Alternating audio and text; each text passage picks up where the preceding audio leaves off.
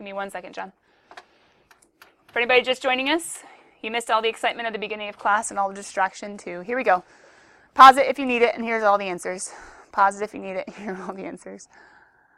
Pause it if you need it, here are all the answers. Pause it if you need it, here are all the answers. Okay, we're answering a question right now on number 113. Okay, John, what's up?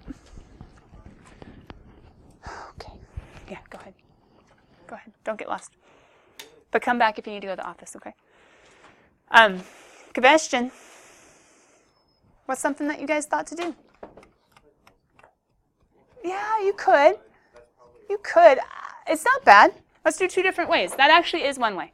So, our sign, something important, isn't that y? And then, well, all I have left to substitute for is r, right? So couldn't I just do 2 times the square root of x squared plus y squared minus 3y equals 6? Is that right? Sure. It's one variation. If you wanted to simplify, you might have to go ahead and maybe get the square root by itself by adding the 3y, dividing the 2, squaring both sides. Ugh. What's another way?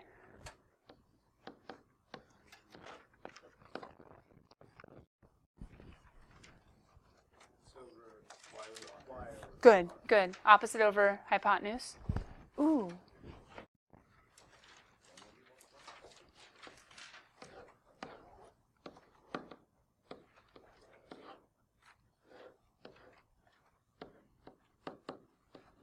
Ugh. Did it just get a little nasty? We can't. Careful. Upside down heart's not good. If it was a right side up, we could do the heart method. We can't apply that and get 2r squared minus 3yr is equal.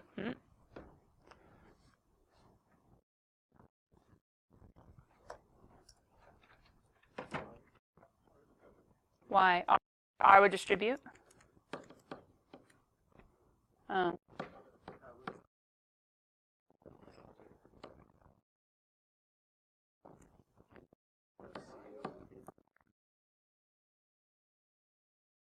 Just did.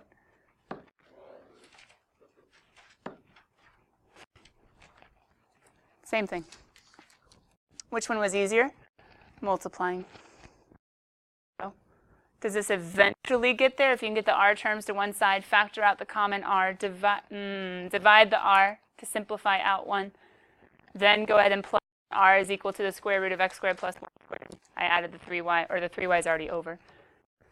And then you could move things around and simplify. But if you guys notice on one in homework, is it still open? They left it pretty nasty in that one. Oh, and they left it pretty nasty in that one too. So you don't necessarily have to get y by itself. David, was that good? Okay, so either direction would have worked. On this one, it probably would have been easier just to multiply, because if you multiply, then you just have an r and then an r sign. That's a y. Great, let's go. Any other questions? Odds or evens? Converting? Graphing? Calculator questions? We okay? I don't get yeses or nos from anyone but like 3 of you. Colby.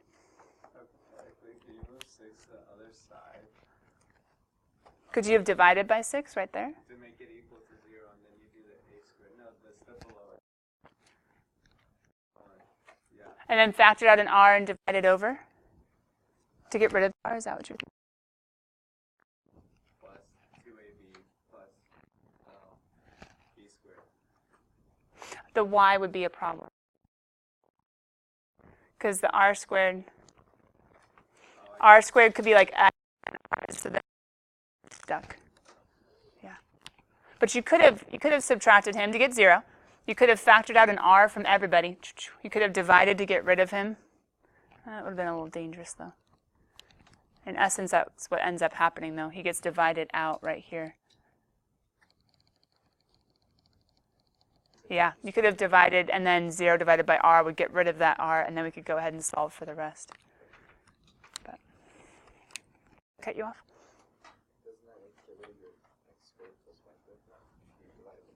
No, because there'll still be this r. Like there was still this r. Yeah. Okay, let's go ahead and get to 10.8, doing everything by hand. The quiz that was supposed to be tomorrow is now on Friday. Tomorrow is now your review, and today is now your finished 10.8. So what's due tomorrow? 10.8. Thanks, guys, for your patience with, it bumped your quiz a day later, so you guys aren't too bad about it. But bad about it, mad about it, whatever. Here's the long story short, and maybe you got this from yesterday, and maybe you didn't. Maybe you got it from yesterday, maybe you didn't. I basically was like, hey, with this one page, unit circle, table, finding the nice pretty values, and if you need to, going back and finding the nasty decimal ones, trying to get a picture and get a feel for polar curves and how they graph, what they do, what they look like, how you're not trying to just do like these weird segmented liney things, how you're actually trying to curve around in almost all of the polar curves. Even though yesterday we saw that you could make lines with sequence and things like that. That's basically the whole section. But what we're going to do today is talk about a few clues, a few characteristics of polar curves that might help you graph, and to be honest, might not. But they might ask you things like a maximum or a minimum, or what kind of symmetry a certain polar curve displays, or the zeros of a polar curve, or a few other things like that. And so we're just basically taking lots of stuff that we've done with functions, with maximums and minimums and zeros and intercepts and symmetry, and applying it to polar. Does that kind of make sense? Yes. You can just nod your head. It's totally fine. Just more like you guys are. Okay. So with the table, what did you guys see me do yesterday? Plugging in thetas and getting out r's, right? Where you get theta is almost always from, unless they tell you otherwise, the unit circle. However, you technically have an option as far as which unit circle values you use. Now, I don't strongly advise, I command you to go in order when you're doing the unit circle values. Because if you go out of order, then you're not going to know how to connect. Does that make sense? So go in order. Don't go like 0 to 3 pi over 2 to pi over 3 to 7 pi over 6 to, no. Go in order, but technically you have options. Now remember, considering things, don't say start with, because then you might go out of order. I'll say start filling in the nice values.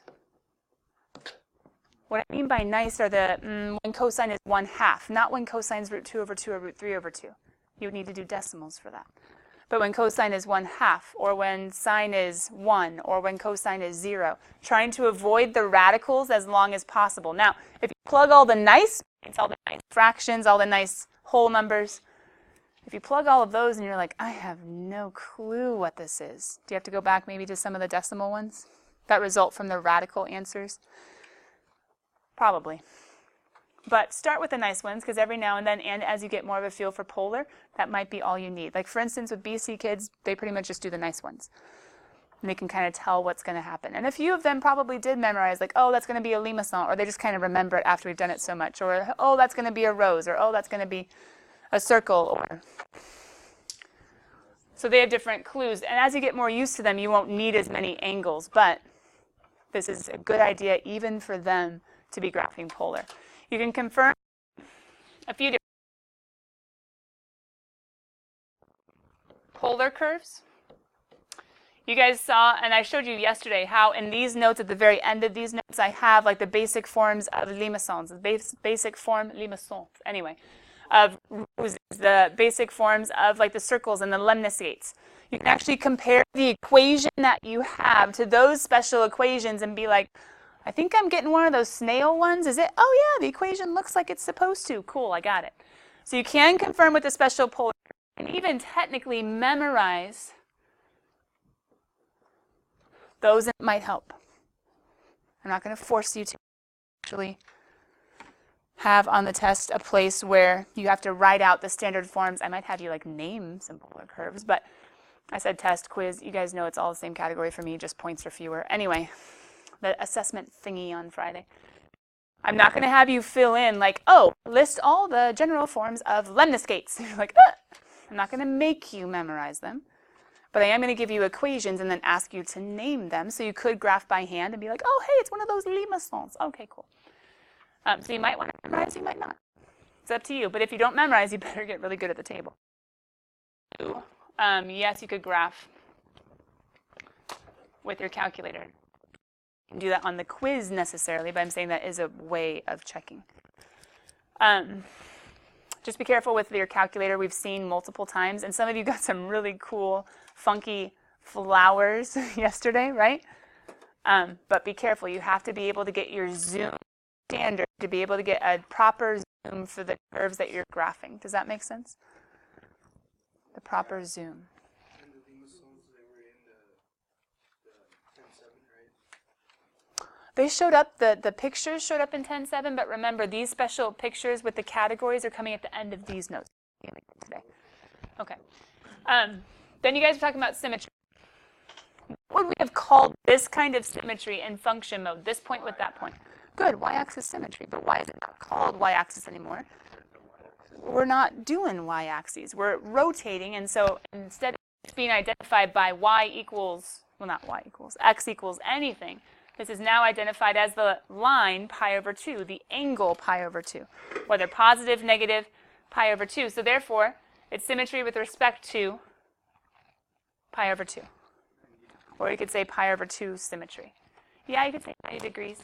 We're sticking with, you could say 90 degrees.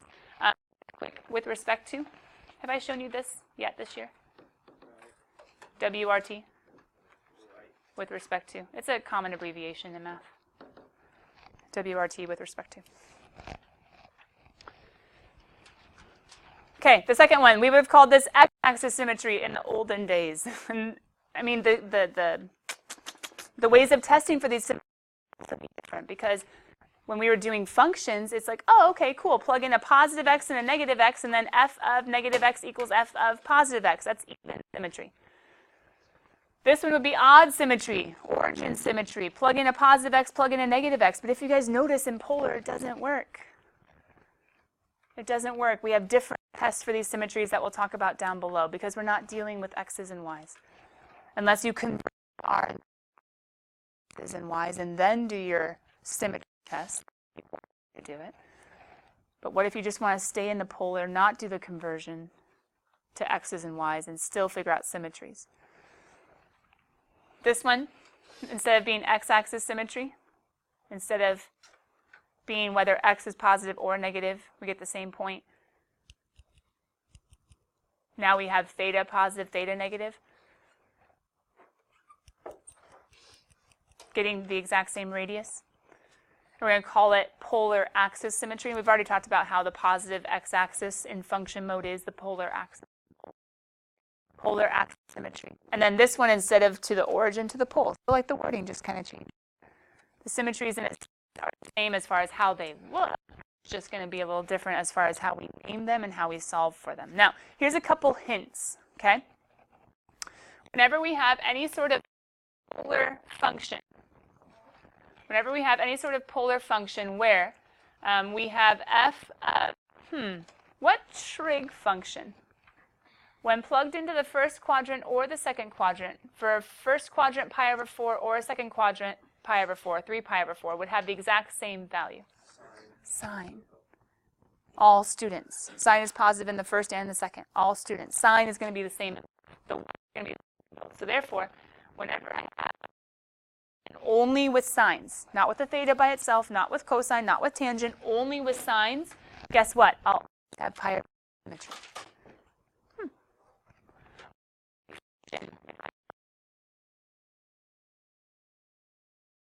Because tangent would be positive, tangent would be negative.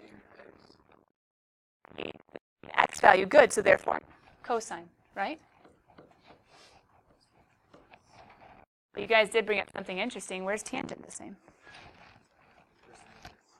Positive, positive, negative, negative. Positive over positive is positive for the y over the x. Negative over negative is positive for y over x. All students take. Good. Wait, I keep saying all students take. So go team. All students. All in sine. Second, all in sine. Pi over 2 symmetry, all in sine. All in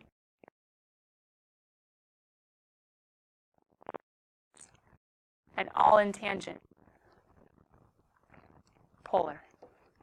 Now, that's only if the equation that you have doesn't have thetas outside of trig, doesn't have other trig at the same time. But if you have a function just with sine, a quick shortcut is, hey, it's always going to have pi over 2 symmetry. A function just with cosine, hey, it's going to have polar axis symmetry. It might be over here, it might be over there, but somehow it has symmetry across this polar axis. If you have a function only with tangent, it'll have pole symmetry. Now here's the problem, that's not the only time. That's just sometimes. Meaning, there are other ways to get pi over 2 symmetry without just sines. Does that make sense? So if you have just sines, cool, it'll be this type of symmetry, but there are other ways to get this type of symmetry. So other ways of testing is that. We actually kind of did this with x's and y's way back in the day. First semester, what? Chapter 1, chapter 2? Hey, thanks. Oh, my goodness, so many. Mrs. Prats needs to see, like everybody, at the end of class, because she's awesome and doesn't want to you from my class. So there's 1. There's back to Becca. Sorry, other Becca. 2. We have 3. And we have 4. No idea. Okay. You guys already wrote this down though, right? So for pi over 2, we can replace, if you think about it, whether we have theta or pi minus theta, the r's need to be the same. Whether we have theta or negative theta, the r's need to be the same. Oh, we also could be negative. That's a little awkward. And whether we have theta or pi plus theta, the r's need to be the same. And that's for positive, and then we could get there negatively as well. Here's a cool little trick. Couldn't you maybe, if it was too hard to test the function, couldn't you just graph it and look at it?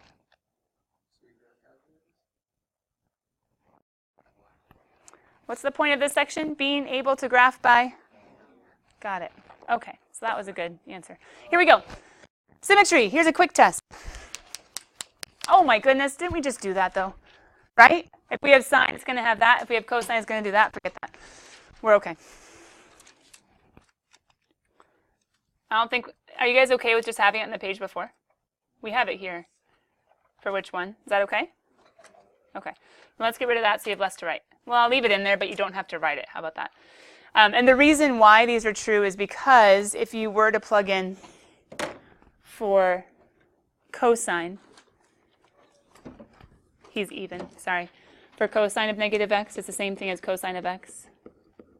So it would fit the test on the page before for polar axis symmetry.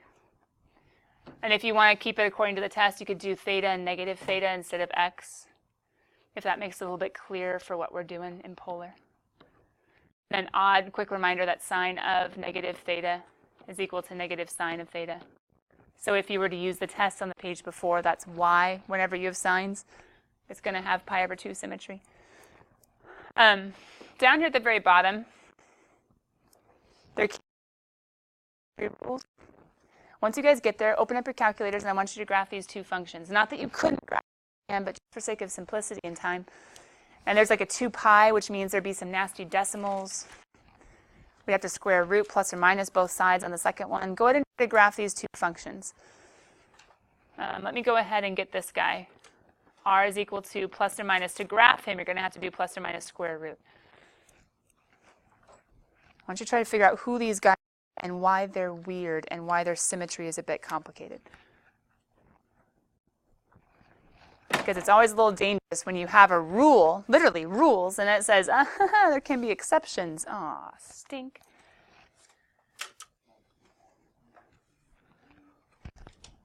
Oh.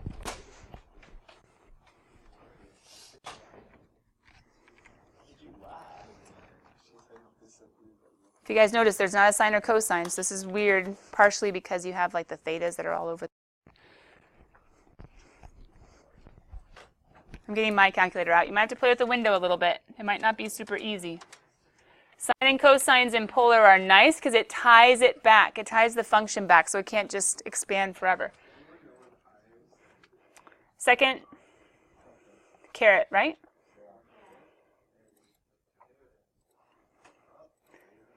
See if you can figure out the pictures. They're not easy.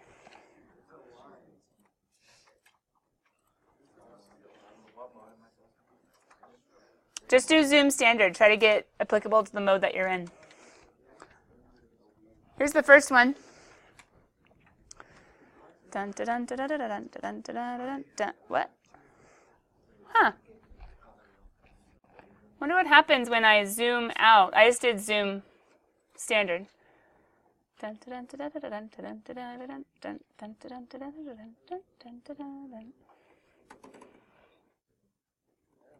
want you guys to look at your test. The test for symmetries. Does the first one seem to fit any of the tests? Does the first function, theta plus 2 pi, seem to fit any of the tests? I'm going to keep this graphing for just a little bit. While I do, let me go back and look at those tests real fast.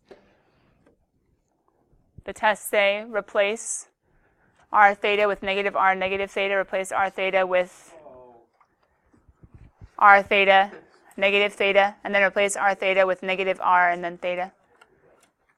What did I do? I made my theta step keep on going, and what's this doing? Why is it spiraling? Because it's built on theta, and theta, as you keep on growing, is going to make the r's get bigger and bigger and bigger and bigger and bigger and bigger and bigger. There's no sine or cosine holding the theta back. Sine and cosine can only go between 1 and negative 1, so when you have those functions, it holds theta back and keeps it contained. But you have to change your theta step if you want to see your spiral to something much higher, like 6 pi, 8 pi, 10 pi, etc. So looking at my function, if I plug in, let's see, if I plug in negative r, negative theta, well, those won't be the same. If I plug in negative r, keep the theta, those won't be the same. If I plug in negative theta, keep the r, those won't be the same. So in some ways, you're like, well, it doesn't seem to fit any of the tests. And you're totally right. It doesn't fit any of the tests. But here's the dilemma. It's polar. And polar, there should be some sort of cycle. There should be some sort of like symmetry. There should be some sort of something copying somewhere else. But on this, is anything going to copy? There is something on the other side. There is something on the other side. There is something on the other side. But is it the exact same? And the answer is no. Looks like it. You have to be careful, though. It's not going to be the same. And the math actually leads us there, and it's okay. But as far as just visualizing, some of you, if you just saw a part of this, is like, oh, look, it has. And you might start saying symmetries, but this is ever expanding. So this one's going to have no symmetry. Did anybody graph the second one? The square root of 1 over theta. You could do the negative square root of 1 over theta. I don't know what I just hit. I hit something and it wasn't right. Negative square root of... Uh-oh. Hit zoom standard first of all.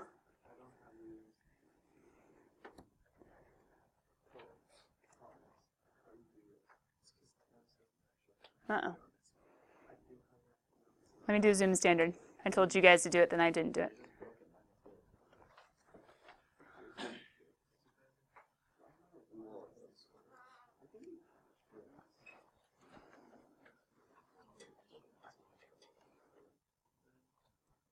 Doesn't look that exciting, does it? Please tell me that you've zoomed in yet.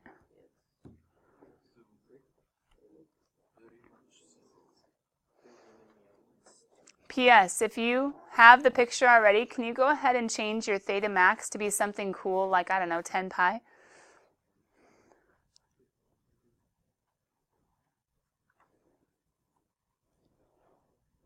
It'll get much cooler in a second, because we stopped it from graphing. But if we keep it graphing,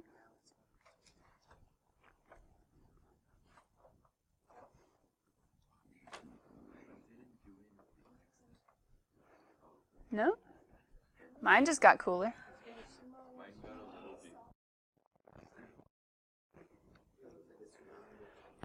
So this one's going to have no symmetry.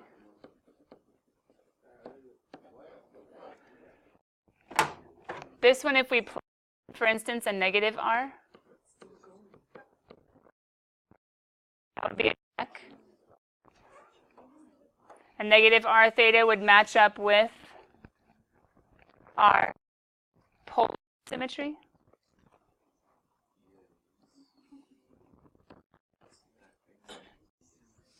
Plugging in negative theta wouldn't work. Plugging in negative r and negative theta wouldn't work, but the polar would work.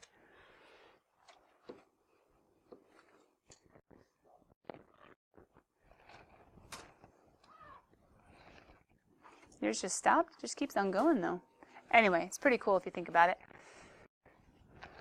This one, it's weird again, but you can see this pole symmetry, which the math shows, but it will show this symmetry if you don't have the plus or minus square root. So if you did just have something like r is equal to the positive square root of 1 over theta, it wouldn't work. But if you have it in its original form, it does work. So you have to make sure that if you do ever solve for r, that you maintain the integrity of the graph. The plus or minus are both important. Ryan. The polar axis is always the x-axis, yes. Careful, I did say polar there, but what I meant was the pole.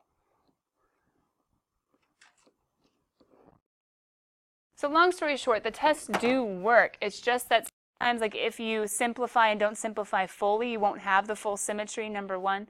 And number two, I wanted you guys to see if you don't have a sine or cosine or some sort of like square root that's holding in, etc. These ones went on infinitely, but two very different ways. This one ever expanding and this one ever closing in on itself. Black hole. Anyway, so, kiddos, I'm not going to have us do this example, but can we just walk through how we would do this example real quick? How would we do this example? Can we talk about what would be the max radius and what would be the min radius? There might be places in your notes in your homework where it asks for the max or min, maybe not. But how can we think about the biggest this can be, the smallest this can be?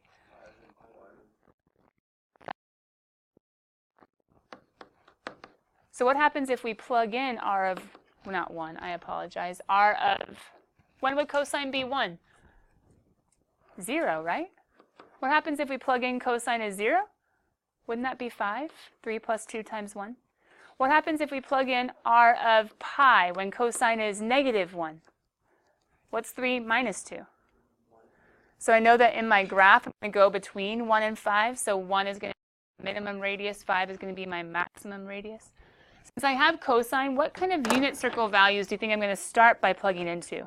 I could put them all up here, but I'm not going to start with all of them. Which ones are going to be nice ones to plug into as I keep going?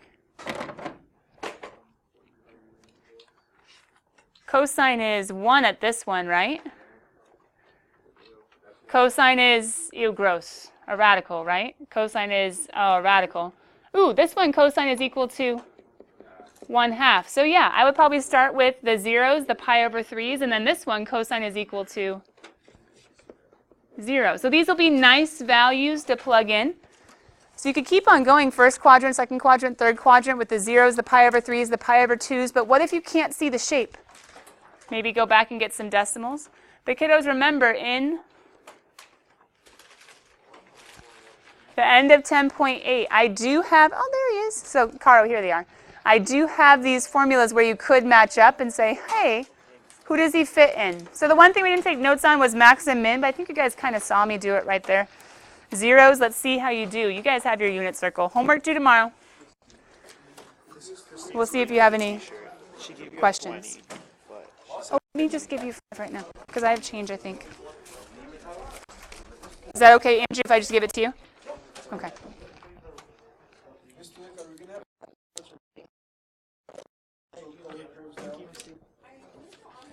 No, you can get it from notes online. Because I'm not forcing you guys to memorize. Some people don't need them. We'll be on the notes if you need them, bud.